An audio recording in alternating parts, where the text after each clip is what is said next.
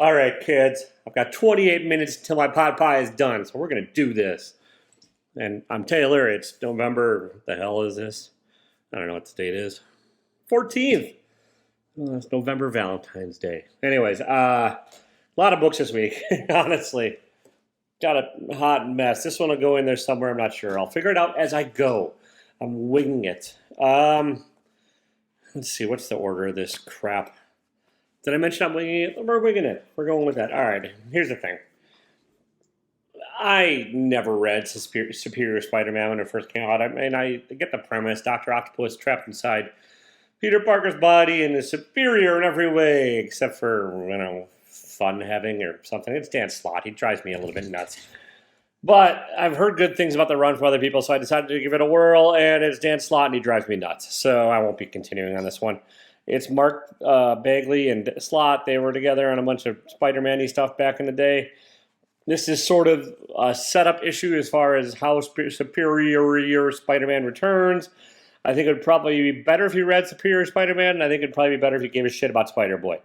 Neither of those things apply to me, so I don't know. The art is fine. I normally don't like Mark Bagley, but this is like a toned-down Bagley versus the 2000s, 90s, whenever the hell he was doing Carnage or all that nonsense. So that actually didn't bug me. And I probably shouldn't have even picked this one up. It was a busy week, and I could have skipped it. But I'm nothing but a dirty speculating whore, as you'll all know. It's what I do. I speculate. I buy books. I speculate. I put them in a top 10 list, and I call them a key collector. I don't do any of those things. I just figured I'd give it a shot because, like I said, people whose opinions I generally respect liked this, but I did not. It's not awful. It's just Dan Slotty, and it's better than the Spider-Boy #1 by him, and it might have a first appearance. I don't know, maybe not. I don't care. I don't keep up. I won't be keeping up with this. It's not my cup of spider tea or whatever the hell. Speaking of books that I'm done with, and I probably have said I'm done with this one before, I keep forgetting because I'm old and addled, and once I read a book, I'm like, oh, it immediately slips from my old addled brain, and then I'm like, oh, I should just keep up with it because maybe it'll get better, maybe. And sometimes it does. There's one on the list that's the case, but this is not that. I give up. It's a Daredevil with Solly Dinamad and Aaron Cooter and another guy on the art. We're 3 issues in, and there's already a filler artist halfway in through this. Cooter could not finish it or whatever, and so there's a big splashy page. That's fine. Had time to do that, but not to draw the rest of the issue. So there's a fairly drastic art change throughout this book. And other than that, it's just the sin of mediocrity. It's not god-awful. It has a very expected reveal at the end of this issue. And, everything just kind of, feels like it's hitting the Daredevil beats, man. The familiar crap. We're going to tell the same damn story that's been told over and over, man. I don't know why I'm talking like that. God, I want to punch myself in the fucking head. But, yeah, it's fine. If you love Daredevil, you probably still won't even love this because there's been a lot of good runs of Daredevil. And I really enjoyed Zdarsky's last run in it. I liked Mark Waid's run. I liked a few other runs. I liked the old Frank Boom Boom Miller run. This just is like a bad pastiche of all those. Not pastiche. Maybe it is. Is it a copy? It's not a copy. It's just a knockoff of a knockoff of a knockoff. It's like a bad photocopy. Photocopies already happened before people took digital, so it doesn't matter. I'm not going to keep reading this shit. All right, next. These next couple could all kind of go in order, and so bear that in mind. They're all right around the same lump of middleness. They're not bad. I'm just going to talk about them in this order. So the next 4 or 5 or so, fine. And that's this. Alpha Flight #4, written by somebody and drawn by somebody. Ed Brisson on the writing. And then we got, who do we have? Scott Godlewski on the artist. I don't really like the art. I really don't. It's Scott Godlewski. It's not my cup of Canada urine. Doesn't matter. It's very kind of just simple and staid and not very well done. And it's nothing horrible about it. It's just there's nothing dynamic about it. And Meh. And that's kind of how I felt about this issue. I've been liking Alpha Flight. Now, that's probably a bit of bias because I really liked the old original run. I know it wasn't great, but the first couple issues that John Byrne did on Alpha Flight back in the day, the old days, because I'm fucking old, I really did enjoy. And this has enough nostalgia bait of that built in that I'm like maybe falsely enjoying it. It's got like Puck, it's got it's got all the characters I relate to and some others, but like, and then there's just like a remixing of old shit. So it's like kind of like the Daredevil, but I thought this is better. This is also tied in with the Fall of X nonsense, which I'm really not reading. Although there's a book in here that might prove me wrong. And yeah, it's all right. It's not bad. I might keep up with this one for one more just out of nostalgia and because I have a weird affinity for Alpha Flight. But it's not fantastic. It's pretty predictable what happens in this issue, even with characters you're not familiar with. Like, I'm like, oh, that big reveal at the end is not that revealing and exciting if you've ever read anything ever before, but it's fine enough that maybe I'll keep it up. All right, Lotus Land. This might be my cover of the week. Like, I really dig that cover. Just the red flashing through here. And this is written by Darcy Van Poltergeist. No, by Van Pelgeest. Pelgeest, yeah, and Kyle Felipe. I'm butchering all these names. And this is like a world of the future where a guy's like a fixer or something and kind of maybe sort of works for the cops and has a little dirty secret at home that you kind of sort of get to figure out what it is at the end of this. And it's kind of sort of about like a world keeping artificial intelligence in check and then the world not really. And then there's nature and then there's the government. It's kind of a confusing mess. It's got some interesting ideas. It actually has some fairly dynamic artwork. It reminds you kind of a Declan Shelby stuff. And like that, that's fine. The story is not bad. It's just like you feel like you're kind of chucked in the middle of it and you're like you could have used like an intro issue. And normally I don't mind that because it's like, oh, well, I guess we're just diving in to learn and then we'll figure it out as we all go. And there are some cool things in the artwork and there's some cool stuff in the story. It's just and it's showing and not telling, but in this case, I feel like I'm a little more telling might have been helpful. I think the balance is just a little off, and like I am making leaps and some assumptions as to what the book is about because it's not really 100% clear. Will I keep up with this one? Doubtful. I know it didn't grab me. It just didn't grab me enough for me to like care about what this man's plight is and why he's willing to do these things for the government and then like the stuff that does happen in it is just while there is some dynamism in it, it's just not really effectively told and it just didn't grab me. So like there's not really the emotional resonance I think they're going for just didn't land with me, and so I'm not finding myself intrigued by that one. All right, and we're putting this one here too. This is, are we doing that? No, yeah. Okay, like I said, these next couple are still all the same. When I get to the bottom, I'll let you know. But we have the Vigil, number 6. This is Ram V. Devmalia Pramanik. I'm sorry, I'm just fucking butchering all these names, and I apologize. I should try better, harder, and do better, but just never saw that name in print before. I like Ram V stuff, and this is kind of probably the best issue of the Vigil. It does make it feel a lot like kind of a more dark version of Doom Patrol, and you kind of learn sort of what's going on, and the team becomes a team, and it wraps things up for the first arc. The Vigil will return, or so they say. I kind of doubt it. I think I'm one of like 4 people reading this book. It is not bad. It is not fantastic. The same-ish problem I've had with Lotus Land is like there aren't enough emotional hooks anywhere in this 6-issue miniseries to really grab you and to really get you to give a shit about these characters. The premise and the ideas are cool, and in this case, I think Ramvik got a little bit too in love with the ideas and not with the story, and not with like telling a great story. So like he had this idea for a team, and then he's like, "Oh, that's fucking cool. We're going with the cool." And like there are some cool elements, but the actual storytelling fell by the wayside a bit on this one. It's not Ramvik's finest work. I like a lot of what Ramvik does. A lot. He's one of my favorite comic writers generally. This is not that. I think it kind of missed the mark, or it's just, it's fine. It's middle of the road. It's at least DC taking some goddamn chances, and it's at least putting out some interesting stuff. I think there's a potential for this to be really interesting down the line if it's getting further room to breathe. But after 6 issues, it should have breathed a little more. It should have had a little bit more to grab you in and on it, and it just didn't. So, racing through this shit, people. I'm going to have plenty of time for my fucking pot pie. All right, next. Yeah, we have Geiger Ground Zero. This is Jeff Johns and Gary Frank. This is the prequel to the Geiger series, whatever that came out a couple years ago. I think it's a couple years now. I know time is all a flat circle. And it's gorgeous. It's it's Gary Frank doing the art. It's Jeff Johns doing the story. It's an origin-ish story.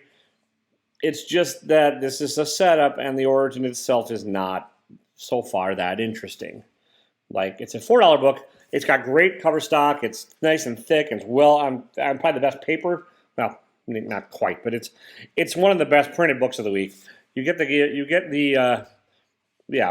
Gary Frank art. You get Jeff Johns is a competent storyteller, and this is a competent beginning to the origin. Also very predictable. Once this book gets going, you're like, well, that's going to be what the origin kind of is so far. There might be surprises in the next issue. I hope so. I'll probably keep up with this one like a little bit more because I do like the Geiger world, and I like the kind of direction set before this series. It's just this issue itself was kind of like, all right, yep, that's about right for that. And then we have, and this is going to be the last of these that are all kind of about the same. The Outsiders #1, which is Planetary Light #1. It's you got like one of the character, remnants of the character from Planetary. It's trying to be Warren Ellis, or it's not really trying, but it's like hitting on those beats. If you ever read Planetary back in the day, it's got the drummer, which is a character. Some of the worst fucking lettering ever on the first pages, or at least the worst coloring on the background. It's goddamn near illegible on there, and it's just driving me nuts. But you get Batgirl, Barbara Kane, Lucy Kane, and Lucas Fox, and then the drummer. And it's written by, who is it? Jackson Lanzig, who I'm not really familiar with, and Colin Kelly, both on the script. And then Robert Carey in the art. The art is decent. You get some cool splash pages, you get some stuff, and you get an interesting enough idea with this weird, deep, metaphysical, heroes that are like solving the world's meta, deep physical history problems and stuff. And they solve it. It's an anticlimactic solution to the first thing. It's got enough interesting shit, but I'm probably going to read this one digitally from here on out because I can. Speaking of which, I've not read anything digitally this week. It's another killer week with real life bullshit, and there's enough books this week that I just kind of ran out of time. So I'll catch up. I'll read some digital stuff. I'll be talking about it soon. Maybe separate videos. We'll see. Might have a separate DC Universe video every week or every other week or every month or whatever. I'm not sure. Don't know what I'm doing. In case that's not painfully goddamn obvious. But this is fine. It has enough interesting ideas for me to keep going with it. It does have some pretty cool splash pages and stuff, and it's got enough that's reminiscent of the old Planetary book, if you ever read that, or what's the other one? The Authority. So it's not really the Authority. It's not as like the badassery of the Authority. It does kind of like, it's striving for the pseudo-intellectual deepness of that was Planetary back in the day. It just doesn't quite have the fun that did. But it does have potential, so I will keep going with it, but I'm not going to pay extra for it, and I already have the digital subscription. So Outsiders #1, that's about, again, the Outsiders, Geiger, the Vigil, and Lotus Leaf, or whatever the hell it's called, Lotus Land, and Alpha Flight are all kind of interchangeable for different reasons in my book. They're not great. They're not god-awful. They are what they are. Now, remember what I said? You know what? Actually, no, here we go. We're throwing this one because I don't know where the hell else to put it. It's just goddamn weird. It's not bad. It doesn't make any fucking sense near as I can tell. And maybe it's just written by somebody on better drugs or much more intelligent than I am. But it's Monster Fan Club #1. And this might be my cover of the week. I bought it probably because of this cover and because of the art. It's Shaky Kane on the art throughout most of this book. Although you have a really cool kind of indie Godzilla pin up in the middle. That's not Shaky Kane. But this is a $10 book. And I just took a flyer on it, honestly, literally, kind of almost. Because I was just really curious to see what the hell it was about. And, like, the Shaky Kane art grabbed me when I was flipping through it at the store. And Shaky Kane art still grabs me. It's just the story is hot, microwave gibberish garbage. It's like a stream of consciousness kind of mess that does not make a lot of sense, at least in the first read-through. I might give it another read through on the other point. I didn't know where to put it on this list. It's not probably bad. It's not great. It's just weird art for the sake of being fucking art. And that's something that I do think is missing in comics these days. Like in the 80s and the 90s and whatever, they had these like underground comics that were just goddamn bizarre and didn't really exist for any reason other than that the fact that the artists and the writers willed them into being. And I think that's the case with this. Like, it's just kind of willed into being. I don't know how the fuck they got this made at a giant weird size and weird art. But like, if you want an art object and don't care about like legibility and like the storytelling aspects of comics, you could do much worse than this. It's its own unique piece, and it's I really enjoy the vibe of it, even though I don't fucking understand it. So it's going here on the list, but I don't know. It's an anomaly. It's its own thing. Monster Fan Club #1, $10, giant. It's not going to fit in any kind of like bag or board, so I don't know what I'm going to do with it. But yeah, so then we go for the pleasant surprise that I'd almost given up on, and it's gotten me back into it enough to keep going, and that's the Immortal Thor #4. What is this? 4. Al Ewing, who was hit or miss for me, and Coccolo. Oh yeah, Martin Coccolo on the art, and it's cool art, and this is just a cool Thor story. It doesn't have Thor actually much in this. It's more other characters. It's like Beta Ray Bill and Storm and Loki and Sif, and like it's a planned, and like this is where like the plan's starting to come together. Like I love it when the plan, like the forming of the 12 Angry Men. No, the casino one. So the other that doesn't matter. The one with George Clooney, I can't think of what the hell it's called. I'm old and addled. Did I mention that? I did. But I forgot because I'm old and addled. But the art is cool. You get Stormed. You get some things that might have been a little spoilery page.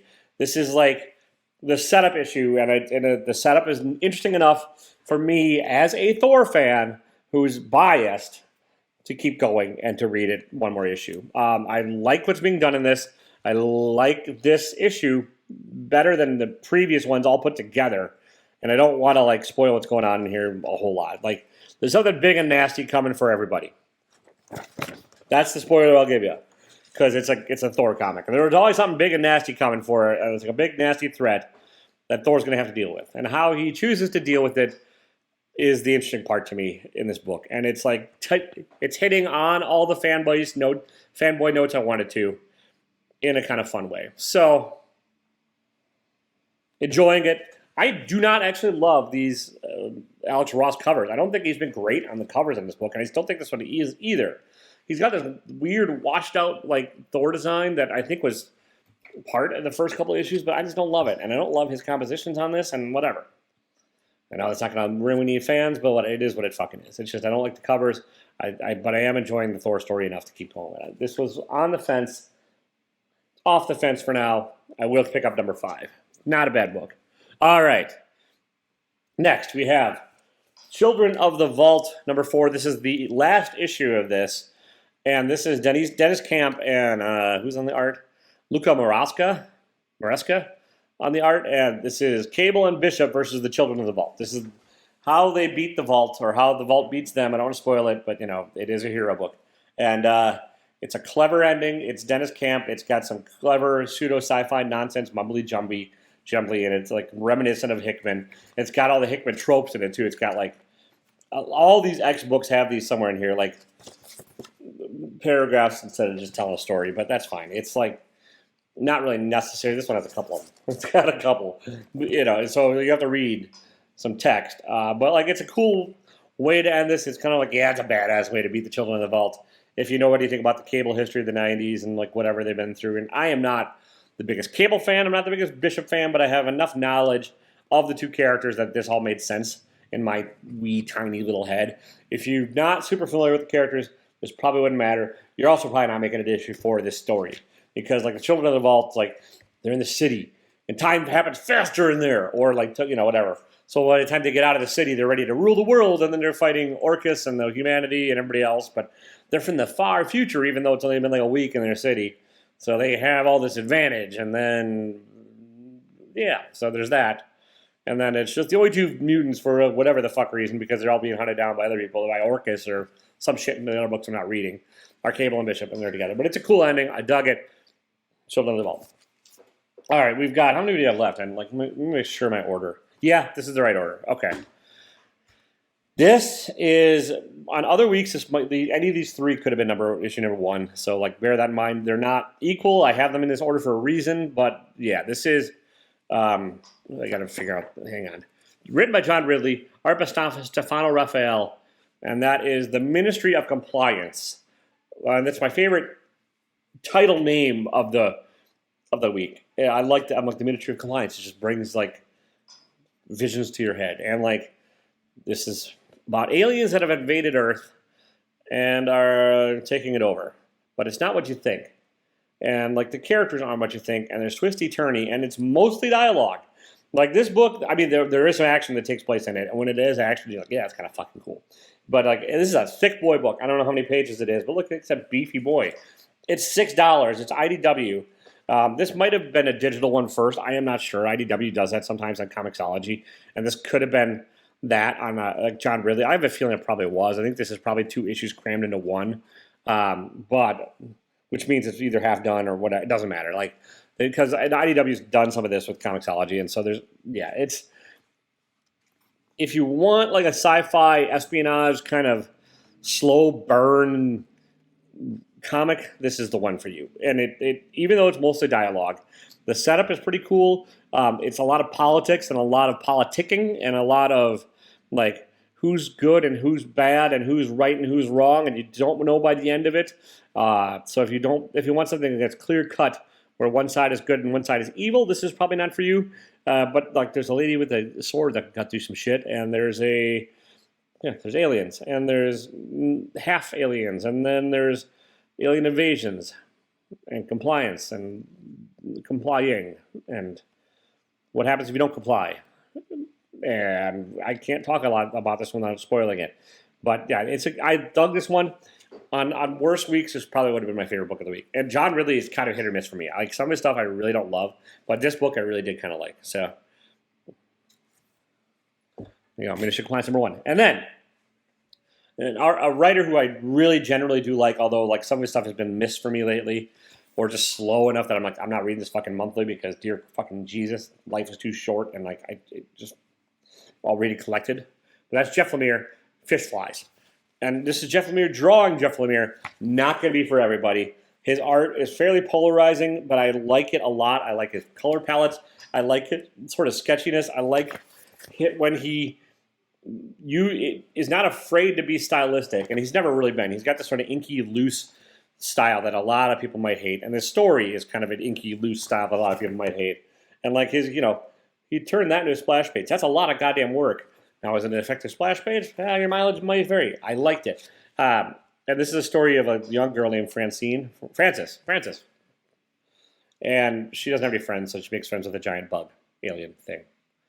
And then there's murders in town and small town. And yeah, it's like Fargo with aliens, kind of. It's probably the best way I can explain it. And like there's...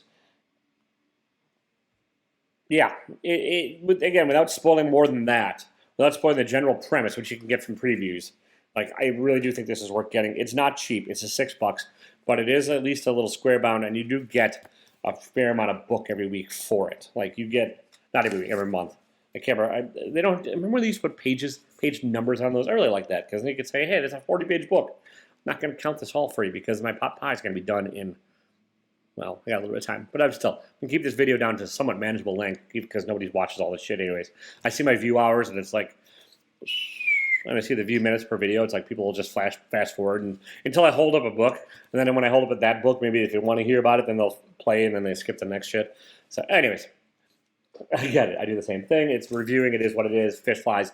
Number 3, if you like Lemire's other stuff, and have been kind of like wary of him lately though, and felt like some of his later books have been misses, like that Trucker Roadie one and some of the other stuff I just have not grabbed me. This one I do think might be back up your alley and might drag you back in.